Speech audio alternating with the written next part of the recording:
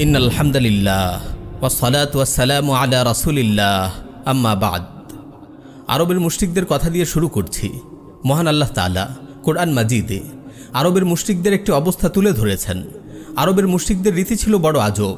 যখন সাগরে উত্তাল ঢেউ তরঙ্গে বেষ্টিত হয়ে পড়ত এবং সাক্ষাৎ মৃত্যুর সম্মুখীন হতো, তখন তাদের কোনো মূর্তির কথা স্মরণ হতো না, দেবদেবীর কথাও না। তখন সাহায্যের জন্য কেবল আল্লাহ তাআলাকেই ডাকত। কিন্তু আল্লাহ তাআলার রহমতে যখন প্রাণ নিয়ে তীরে পৌঁছতে সক্ষম হতো, তখন তাকে ছেড়ে আবার সেই প্রতিমাদের পূজায় লিপ্ত হতো।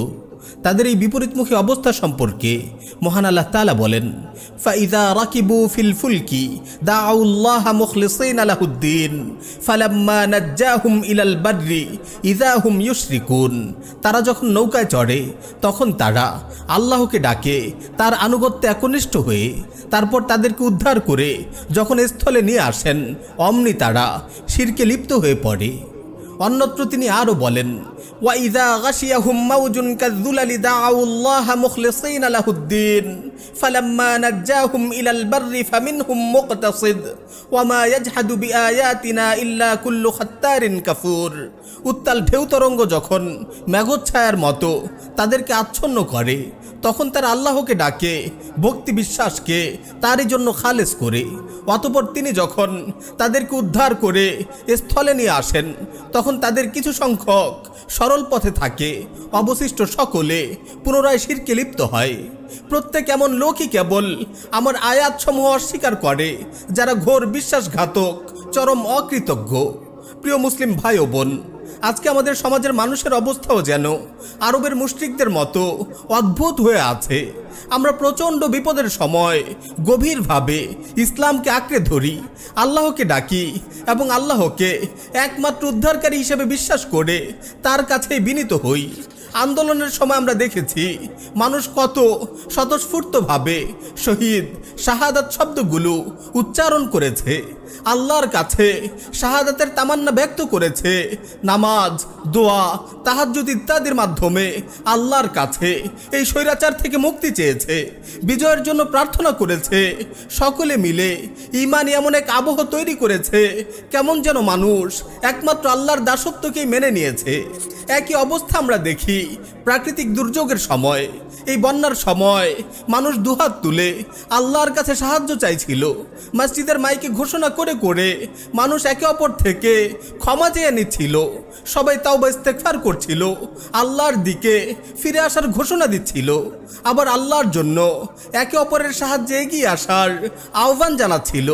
এই যে তাওবা ইস্তেগফার, মুনাজাতের কান্নাকাটি, বিপদ থেকে মুক্তির জন্য কাকুতি মিনতি, একে অপরের কাছে সাহায্যের আহ্বান, একে অপরকে সবরের ওসিয়ত করে সান্ত্বনা দেয়া, এই সবই তো হচ্ছিল আল্লাহ রাব্বুল আলামিনের নামে। আসলে বিপদের মুহূর্তে আমরা ঈমানকে আঁকড়ে ধরি। আমাদের অবস্থা দেখলে মনে হয় আমরা পাক্কা ঈমানদার হয়ে গেছি। এই যে আমরা বিপদের সময়, বিপ্লবের সময়, দুর্যোগের সময় আল্লাহকে ডাকি, আল্লাহর উপর বিশ্বাস রাখি এবং তার ক্ষমতার উপর আস্থা রাখি, ঠিক আমরাই আবার শাসনের ক্ষেত্রে এসে মহান আল্লাহ তাআলার উপর বিশ্বাস রাখতে পারছি না, তার প্রজ্ঞার উপর আস্থা স্থাপন করছি না। আমরা এখানে এসে আল্লাহকে ভুলে বসছি, তার দেয়া শাসন ব্যবস্থাকে প্রত্যাখ্যান করছি, তার শরিয়াকে অবজ্ঞা করছি।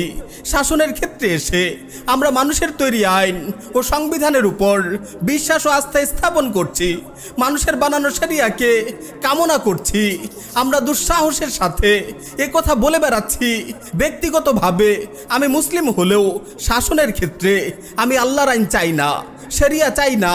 এটা কি আমাদের দ্বিচারিতা নয়? এটা কি আরবের মুশরিকদের মতো আল্লাহর প্রতি আমাদের বৈপরীত্য নয়?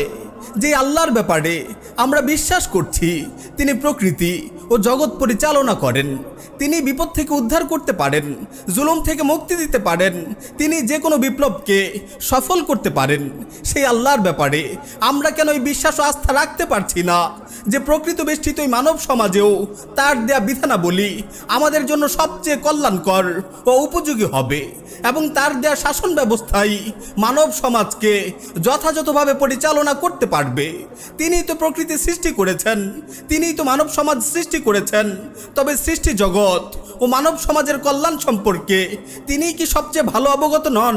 আল্লাহ তাআলা কি বলেননি যে আলা লাহুল খালকু ওয়াল আমর, সৃষ্টিও তার, বিধানও হবে তার? তিনি কি আমাদের প্রশ্ন করেননি আফা হুকমাল জাহিলিয়্যাতি ইয়াবগুন ওয়া মান আহসানু মিনাল্লাহি হুকমান লিকাউমি ইউকিনুন? তারা কি জাহিলি যুগের আইন বিধান চায়? দৃঢ় বিশ্বাসী সম্প্রদায়ের জন্য আইন বিধান প্রদানে আল্লাহ হতে কে বেশি শ্রেষ্ঠ?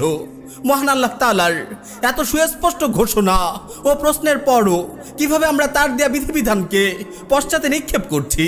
কিভাবে আমরা গণতন্ত্র, সেকুলারিজমকে তার দেয়া শরিয়তের উপর প্রাধান্য দিচ্ছি, সেগুলোকে শাসন ব্যবস্থা হিসাবে উত্তম মনে করছি?